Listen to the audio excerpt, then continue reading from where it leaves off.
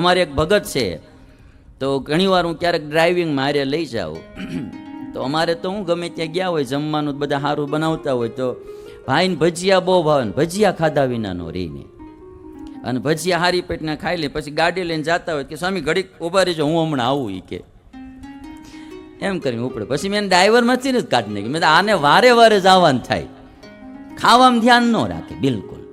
જો મારી તમને રિક્વેસ્ટ છે, આપણે ફોર્સ કાંઈ કરતા નથી, આપણે આનંદથી જીવવાળા માણા. અહીંયા તમે નહીં કાંઈ મારી વાત લ્યો તો પાછી લેતો જઈશ ને ધોરાજી જઈને શરૂ કરીશ. હા, એટલે આપણે એવો કોઈ આગ્રહ નહીં, પણ મારું તમને એટલું કહેવું કે જો ખાવાના તો ઢગલા થાય બાપ, આપણે ખાવા માટે જન્મા નથી, શરીર બગડે એવું ખાવું નહીં. હા, બને ત્યાં સુધી કોલ્ડ ડ્રિંક્સ ન પીતા, એ બી શરીર બગાડનારા. પ્રિઝર્વેટિવ ફૂડ ન ખાતા, વાસી પેકિંગમાં પડેલા 5-5 દિન 10-10 દિન એ શું કરવા ખાવા? તાજું ખાવું. હા, બને એટલું તાજું ખાવું.